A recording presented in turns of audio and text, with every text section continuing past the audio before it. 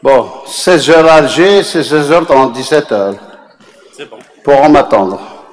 Et j'ai vu que l'heure passait. Et donc, merci d'avoir accepté de me décaler. Alors, dans la salle, là, je vois qu'il y a du monde, là, il n'y a que des jeunes. Moyenne d'âge des femmes, 22 ans. Les hommes, il y a des jeunes, il y a des vieillards. Alors, est-ce que le temps que j'ai la première diapositive? Alors, je remercie d'abord les organisateurs de me faire venir à chaque fois dans la ville d'adoption, la ville de ma mère. C'est avec plaisir que je viens. Est-ce qu'on peut avoir la première diapositive? Est-ce que vous voulez de la théorie ou la vraie vie? La vraie vie. Ça. Vous êtes jeune. Cœur et rein. Ça veut dire qu'un malade, très souvent atteint d'une maladie cardiaque, va développer une atteinte rénale. C'est ce que voulaient les auteurs, les organisateurs.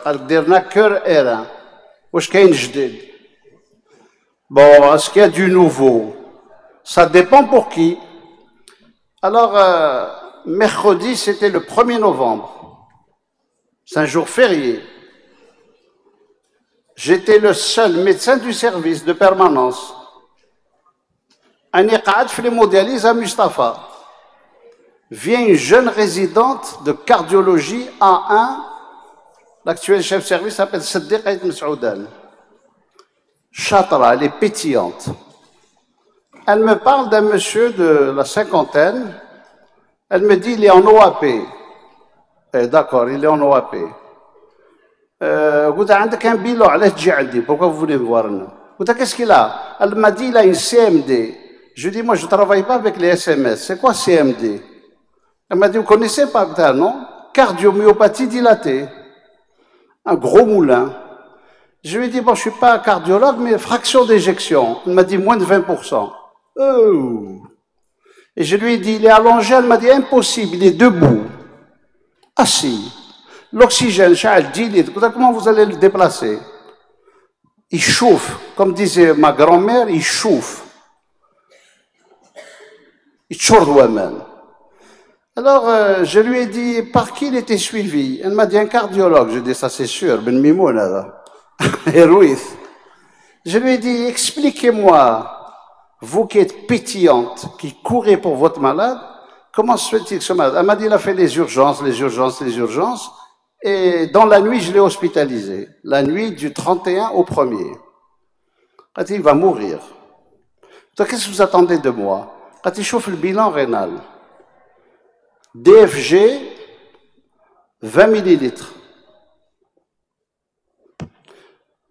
Kaliémie, 6. Natrémie, 115. Chaud.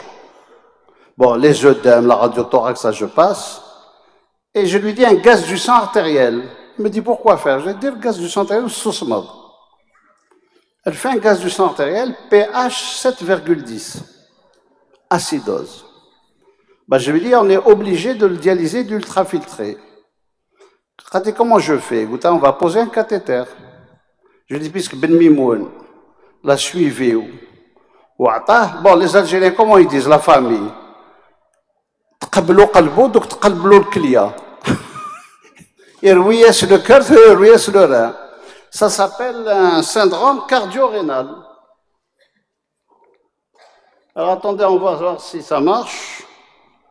Je vais vous montrer ce que c'est un syndrome cardio-rénal pour les jeunes là, qui est dans la salle. Qu'est-ce qu'il a ce jeune homme? 50 ans. Un gros cœur. Syndrome cardio-rénal chronique, un très gros cœur, une CMD comme ils savent dire, avec des petits reins. Alors je lui dis, pourquoi il a des petits reins? La famille, elle m'a dit, Kemcho, ça alors. Qu'est-ce que ça veut dire? Il est Kemchen. Donc, Ben Mimoun, l'insuffisance cardiaque, elle peut amener à la destruction des deux reins avec les années? La réponse est oui. Ça veut dire qu'il n'a pas été bien pris en charge. Maintenant, c'est Ben Mimoun, c'est le malade, c'est les deux, c'est tout le monde, c'est le manque de médicaments modernes, je n'en sais rien. Toujours est-il que ça, c'est la triste réalité d'une résidente, 3e année, chatra, chez Siddiq Aïd Saoudan, qui se débattait comme une lionne pour sauver son malade. Alors, assis, on ne peut pas l'allonger, on lui pose une jugulaire. Ça fait longtemps que j'en ai pas fait. J'étais pas bien, mais j'étais obligé. J'étais le seul médecin de garde de permanence de néphrologie. Bon, insuffisance cardiaque, vous avez entendu parler de la turgescence. J'ai même pas besoin d'écho cardiaque dans la radiothoracique. Hop, on lui fait la séance d'hémodialyse et d'ultrafiltration. Il a démarré à 7 de tension. Albumine, du sel hypertonique. J'arrête l'hémodialyse, je fais ce qu'on appelle de l'UF, l'ultrafiltration, goutte à goutte, dans un bidon. Tac, tac, tac, tac. Au bout de 2h30, le cœur à sa droite, qui était en surcharge, il s'est libéré de 2,5 litres. Et quand je suis à Roh, je fais 1 heure de séance d'hémodialyse pour l'acidose, l'hypercalémie. Bon. Je lui ai dit, écoutez, on ne va pas aller trop loin, il ne faut pas qu'on corrige tout d'un coup. Et l'UF, la surcharge, et l'hypercalémie, et l'acidose, et hadi ou hadi. Elle m'a dit non, moi je suis de garde, on lui fait la totale. C'est la totale. Le lendemain, jeudi, je vais à l'hôpital le matin très tôt avec comme idée de lui reprendre. Elle m'annonce qu'il est décédé. Bon, d'abord, je lui ai dit, la famille a vu que vous avez fait le maximum. Et d'une. Deuxièmement, je lui ai dit, de quoi il est décédé à votre avis? Elle m'a dit, un trouble du rythme. Elle m'a dit, il est passé en fibrillation, je ne sais pas. Elle lui a fait choc. Alors, à un moment, elle m'avait demandé si le fait de l'avoir dialysé, d'avoir baissé la kaliémie, corriger l'acidose, avait eu peut-être un effet négatif sur le déclenchement des troubles du rythme. Et par la suite, on s'est posé la question, on a appelé son patron, est-ce qu'on n'aurait pas peut-être dû mettre un médicament anti-arythmique à la seringue? El Mohim, c'est des gros malades qui arrivent très tard, qui arrivent les week-ends fériés, qui trouve de temps en temps un idiot comme moi à l'hôpital de Douera et une résidente chatra. Elle était un peu triste le matin. 1 heure après, elle revient. Un chat chasse l'autre. Elle me dit, voici un hémodialyse chronique endocardite sur valve saine. Stémie, iode, créatinine au plafond, gaz du sang 7,20. Elle a oublié le premier. 2 autres problèmes qu'on a gérés hier. Donc, à l'hôpital, dans les CHU, syndrome cardio-rénal, ce qui nous lie aux cardiologues est très fréquent. Nos malades souvent arrivent tard, des complications avancées, et nous avons besoin des cardiologues, et les cardiologues ont besoin de nous. Alors, chauffe, traiter cœur et rein en même temps, si les 2 spécialistes dans les 2 spécialités ne s'entendent pas, c'est pas la peine. Parce que chacun a sa vision, chacun voit à midi à sa porte, et chacun se dit un akhar m'lakhor. Bon. Alors, de temps en temps, je dis à nos amis chefs de service de Maber Khadaïto, je ne suis pas le cimetière des cardiaques. Vous réglez vos problèmes. Je ne suis pas un service. Je suis un service de néphrologie, pas de nécrologie. Donc, c'est très bon que je m'entende avec Ben Mimoun, avec Baraza et avec les autres cardiologues. Sinon, il n'y a absolument aucun discours. Voilà. Est-ce que ça vous intéresse? Ça, c'est la vraie vie. Est-ce que vous voulez savoir en ville ou à l'hôpital comment maintenant on peut gérer un insuffisance cardiaque avec atteinte rénale? Est-ce que ça vous intéresse? Je connais, ça intéresse.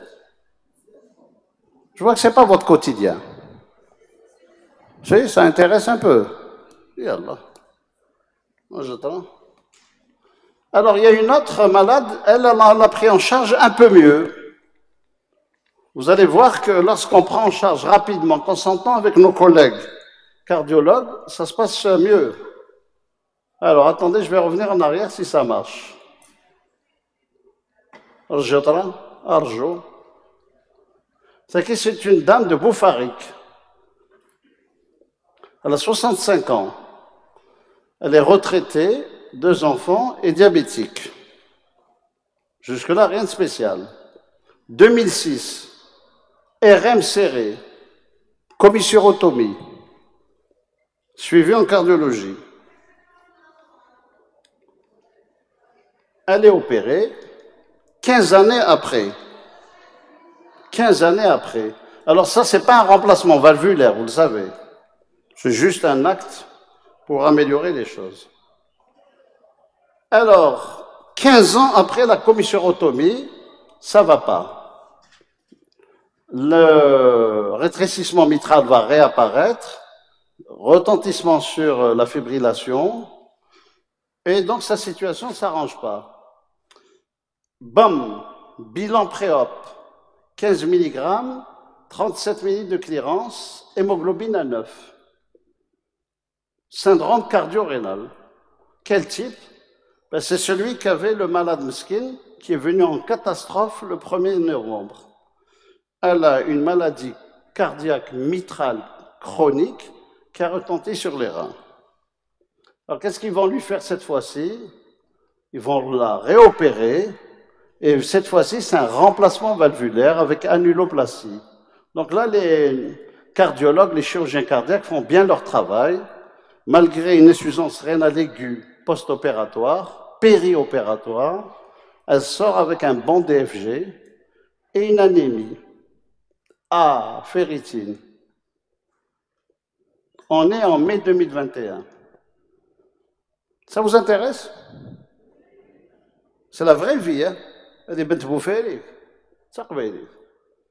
est sous syntron, normal, elle a une valve métallique, un bêta-bloqueur normal, un IEC normal et un diurétique.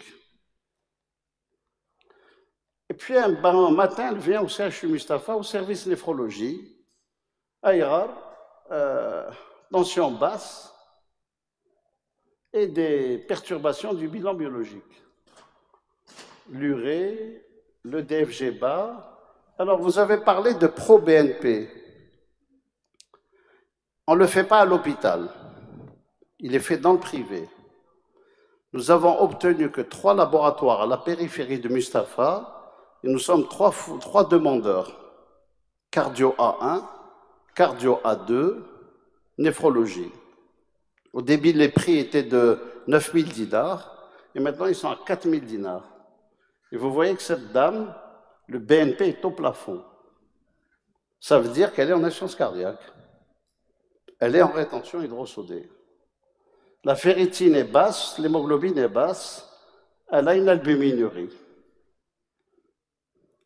Voyons voir. C'est la radio. On voit ici la valve. Même un idiot comme moi la voit très bien, la valve mitrale. Ou ici, bombé. On voit bien l'oreille droite bombée. Hop, les jugulaires, en fait tout. Elle est en situation quand même pas confortable. Alors, elle a des reins de taille conservée. Ça, c'est une bonne nouvelle pour nous. Et on décide de mettre du fer injectable pour passer de 51 de ferritine à 236. Et du coup, l'hémoglobine qui était à 9 va monter à 11. Alors, avec nos amis de cardiologie de Mustapha, on a réussi à se convaincre mutuellement que la correction de la carence martiale, avec ou sans anémie, est un préalable obligatoire. Alors maintenant, qui s'occupe du fer injectable? Quel type de fer injectable? Ça, on peut en parler si ça vous intéresse. Voilà. Alors, syndrome cardio-rénal. Quand un malade comme celle-là rentre d'abord en cardiologie, le cardiologue il veut améliorer l'état cardiaque. Et ça se fait aux dépens des reins. Il faut bien que quelqu'un paye la facture. Alors, qu'est-ce qu'on dit, nous, à nos amis de l'équipe de cardio A1 et A2? Voici votre diurèse. Vous mettez sous diurétique. C'est normal, la malade est en surcharge cardiaque et le BNP est élevé. Et au fur et à mesure que vous augmentez la diurèse, vous soulagez le cœur. Le BNP va baisser. Mais qui va payer la sauce? Le rein. Donc il faut qu'on essaie de trouver un équilibre de façon à ce que le cardiologue soit content de lui, il améliore l'insuffisance cardiaque, l'œdème pulmonaire, la situation générale, mais sans massacrer les reins. C'est-à-dire on essaie de voir que le cardiologue ne soit pas néphrotoxique, anti-néphrologue. Donc ça, c'est pour ça que je vous ai dit, cardio-néphro, il faut un relationnel humain, intellectuel, scientifique important entre les cardiologues et les néphrologues. Alors, de temps en temps, à Mustapha, on fait un peu de science. On leur dit, vous avez votre BNP très élevé, de ça. Vous mettez vos diurétiques injectables, c'est bien. La diurèse en bleu, c'est rien. Mais la créatinine, elle va monter. Est-ce que je peux faire quelque chose, doser quelque chose qui m'avertit qu'il peut avoir une insuffisance rénale sévère? Ben, de temps en temps, on fait ça dans le sang, ce qu'on appelle le NGAL. Donc, quand il y a une bonne collaboration entre cardiologue et néphrologue dans un hôpital, mais pas seulement, même avec un cardiologue du privé, on peut avancer sans sacrifier les reins. Sans sacrifier les reins. Parce que le syndrome cardiaque, c'est quoi? À un moment, si vous privilégiez le cœur, c'est le rein qui va prendre. Si vous privilégiez les reins, c'est le cœur qui va prendre, c'est l'inverse. Voilà, alors on a également complété ce syndrome cardio-rénal par un mot, le A, une lettre, pardon, c'est cardio-rénal anémia syndrome, qu'on vient récemment de modifier en l'appelant cardio-rénal Iron Deficiency Syndrome, le CRIS. L'évolution des idées entre cardiologues et néphrologues, c'est que ce qui compte, c'est d'avoir des ferritines à 400 pour avoir la meilleure hémoglobine, parce qu'il y a toujours des conséquences entre l'anémie qui vient du rein, souvent, et l'atteinte cardiaque. Alors, juste pour vous rappeler que lorsque les reins souffrent d'insuffisance cardiaque, l'hémoglobine, elle va baisser. Normal. Stade début du rein cardiaque, stade plus avancé, stade très avancé. L'hémoglobine va passer de 15 à 20. Et alors la découverte des années récentes, c'est que ce n'est pas uniquement un manque d'érythropoïétine d'origine rénale, c'est aussi un manque de fer. Alors le hkaya de le fer, des choses de hkaya qui de le fer. Et pourquoi le hkaya du fer injectable? Eh bien, c'est en néphrologie que ça a été découvert chez les dialysés chroniques. Après, on a compris qu'est-ce qui se passe chez les cardiaques. Ben, on va voir. Un insuffisant rénal naïf, jamais transfusé, il n'absorbe pas de fer, ni le fer alimentaire, ni le fer des pharma comprimés. Ça ne sert à rien. Un sujet sain, il a des stocks en fer dans le foie, il a une sidérophiline qui fait le va-et-vient avec les globules rouges. L'insuffisant rénal, l'insuffisant cardiaque, les deux c'est encore pire, n'a pas de stock dans le foie et il a des globules rouges très pâles. Alors, les taux de ferritine, ce n'est pas ce que vous donne le laboratoire. Le laboratoire, il va vous dire de 20 à 30. Chez un insuffisant rénal, un insuffisant cardiaque, il faut que la ferritine soit supérieure à 100. la saturation supérieure à 20. En dessous, c'est une carence. Alors, pour vous donner peut-être une idée pourquoi maintenant la sidérémie, tout ça ne sert à rien. C'est ça qu'il faut doser. La ferritine, c'est elle qui reflète le contenu de l'organisme en fer. C'est pas la transférine, c'est pas la sidérémie. Zeki, c'est 1000 mg. Zeki, c'est 3 mg. C'est pas avec ça que vous avez changé la vie d'un malade. C'est avec ça. Ça vous intéresse? كون ساكتين قاعد لوزل نكمل. Alors maintenant, quelle a été la découverte par hasard dans les années 90 des Français, le centre de recherche à Saclay, de la périphérie de Bériz, des hémodialysés avec des hémoglobines au plafond et des carcinomes. Et on découvre, avec des quantités extraordinaires, une hormone que l'on ne connaissait pas. Carnes hepsidine, parce qu'elle vient du foie. Hepsidine. Alors c'est une hormone physiologique qui est collée au stockage de fer dans le foie, et c'est le stockage qui lui dit tu travailles ou tu ne travailles pas. À l'état physiologique, l'hepsidine est toujours élevée. Parce que toute notre vie, c'est de lutter contre la rouille, l'absorption alimentaire de fer. Sinon, on va devenir tous des Iron Man and Iron Woman.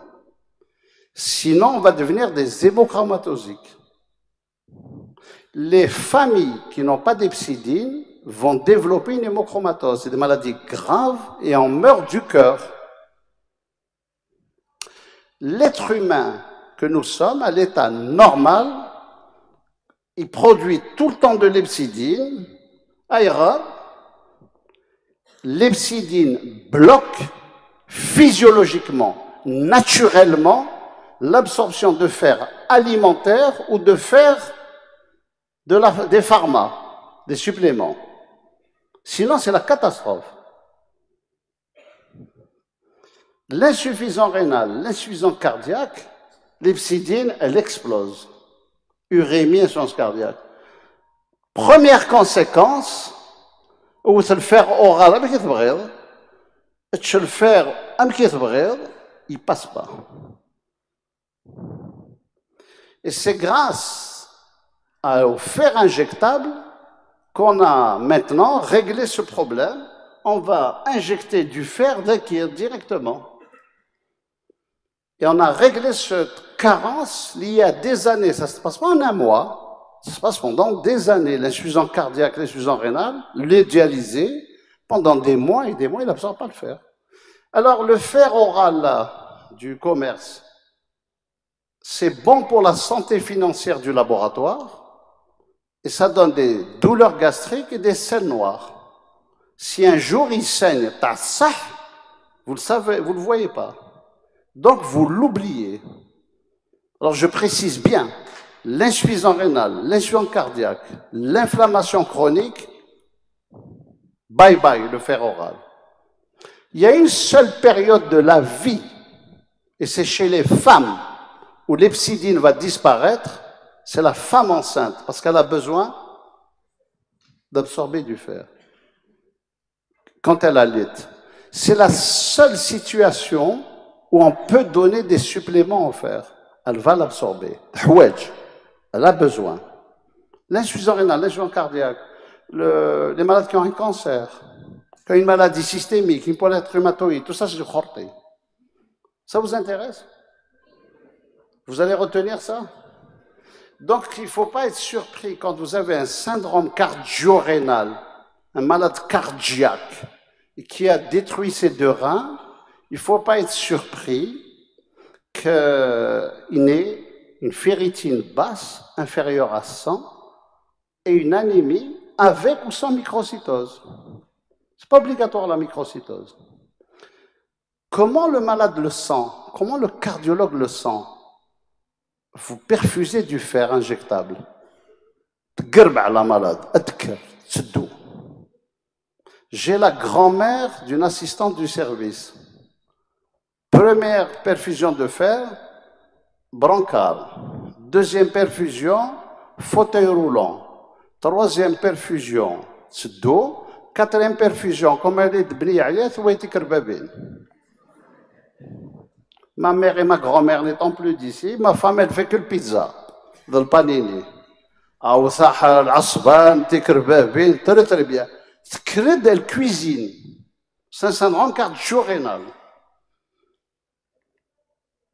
Voilà, il faut savoir que les l'heptidine élevée fait que ça dérègle le cycle du fer. Voilà. Alors on n'a pas le temps, hein, parce que j'ai dépassé mon temps, on va parler 2 minutes de l'hyponatrémie. Le malade Nidhalir, il est venu avec 115 de natrémie. J'ai dit à la résidente, Kafza, elle était... je lui ai dit, pourquoi l'hyponatrémie? Elle dit, je ne sais pas. J'appelle la famille.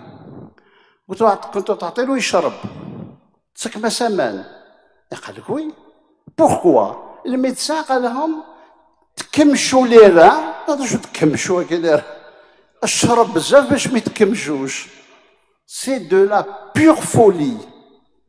Exemple, bon je ne peux pas vous montrer ce malade, c'est trop long, l'immigré, okay? On va passer, juste on l'a vu parce qu'il avait une natrémie qui fait 120. C'est un syndrome cardio-rénal. Hein. Il a un syndrome cardio-rénal. Turgescence, insuffisance rénale. Bon. Alors, 120 de natrémie. Mohamed Mouqaran. Il est hypertendu. Il a un problème cardiaque. C'est un syndrome cardio-rénal type 2. Il est en surcharge hydrosodée. Il a de l'HTA, c'est la volémie. Il a des œdèmes, c'est l'interstitium. Si pour les jeunes qui sont dans la salle, 60% du poids du corps, c'est de l'eau. 40% à l'intérieur des cellules, 20% à l'extérieur. Alors, qu'est-ce qu'on fait habituellement dans notre pays? On dit qu'il faut réduire le sel. C'est une bonne chose. Il a des œdèmes, il a de la HTA, on réduit le sel. Mais ce qui a été fait, par exemple chez ce malade qui est décédé, تكمشن ليرة تكمشو زمان رويت سوامان السو se vous l'interdit formellement. Il boit à sa soif, été inclus. Alors ça se voit un peu moins chez nous l'été, mais ailleurs, en zone tempérée, زمان. Il faut arrêter ça. Alors en plus, Mohamed, l'immigré, qu'est-ce qu'il a bu? Ah oui, normal. Des choses de maman. Eh bien, elle rentre dans les cellules, ça s'appelle une hyperhydratation intracellulaire. Alors, si vous photographiez la formule, je l'ai apprise en France dans les années 80, chez le professeur Richer. C'est la même, Ersoura. Mohamed Mouqaran, l'immigré, 120 de natrémie alors que la normale c'est 140. Je fais cette formule, il a 7 kilos d'eau. C'est 20 kilos Wamen. Il faut les enlever. C'est la restriction hydrique. Ah oui, qu'est-ce qu'ils font nos collègues? La natrémie elle est basse. Ernouya c'est le melh. On ne soigne pas une hyponatrémie de dilution, la bière amène, en rajoutant du sel. C'est de la pure folie. Vous arrêtez l'eau. C'est bon? Si vous êtes embêté, demandez. Vous avez de bonnes relations, non? Je vois ici Fathan, je vois l'Eshram, je vois peut-être pas d'autres. Mais demandez leur avis. Comment gérer ces troubles hydroélectrolytiques? Bon, ça je passe. Oui, un petit mot pour les diurétiques. Les plus jeunes là, vous allez vivre une période merveilleuse sur le plan des diurétiques. Metchfam, tube proximal, 85% du sodium est réabsorbé Zegi. 15% Zegi. Ça veut dire que l'endroit où on réabsorbe le plus, c'est pas là où agissent les vieux diurétiques. Les anciens diurétiques, chazidjik, indapamide, du furosémide, spironolactone, elles agissent sur 15%. Demain, en Algérie, déjà aujourd'hui, les nouveaux diurétiques, ils agissent zeki. Ici, ils sont beaucoup plus puissants. Aïra, ils agissent là où le sodium est le plus réabsorbé, mais chez les. Alors ici, il n'y a pas d'aldostérone, il n'y a pas d'acide urique, il n'y a pas de truc. Le sucre, il baisse, il va aux toilettes.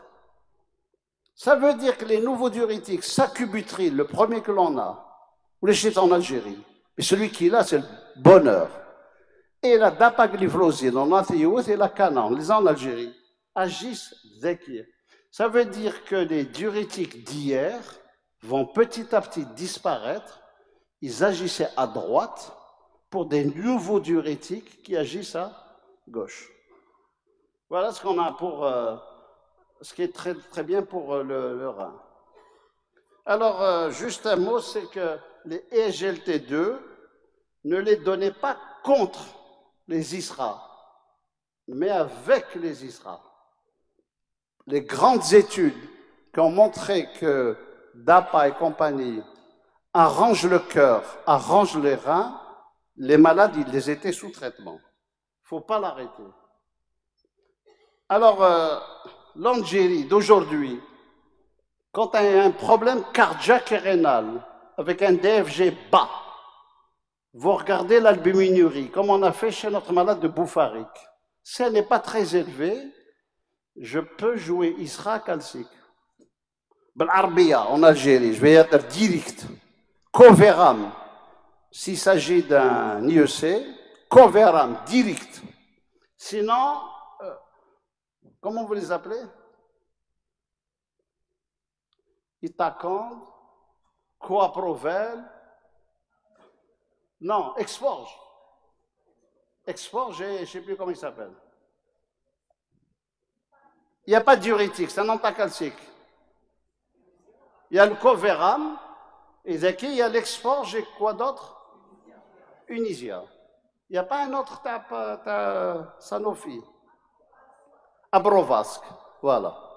Donc, chauffe les plus jeunes là. Syndrome cardio-rénal, regardez l'albuminurie. Si elle n'est pas très élevée, asma fatah, si elle n'est pas très élevée là, ne cherchez pas la perfection, hein, 30, 20, ça n'existe pas en Algérie. Après, Coveram ou la Exforge ou la même chose.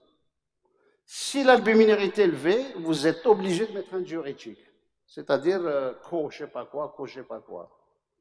Ou là, avec bibrétérat. C'est ça. C'est clair et net. On a d'autres choses.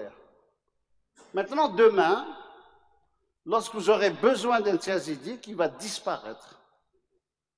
C'est la DAPA. D'ailleurs, la malade de Boufarik, elle est sous DAPA. Xasseur. Valence. Ah, l'hôtel Atlantis. Haousarouk, Bgaïta Sakir. Il n'y a pas une femme sur Haïf. Hein? Chef, ma grand-mère, jamais travaillé à l'école. Ma mère, elle a fait le lycée. Mais elle il chauffe, zik. Il chauffe, tzikzalin. Déjà, elle le savait. Merci beaucoup. Et je dois vous laisser parce que je dois rentrer sur Alger.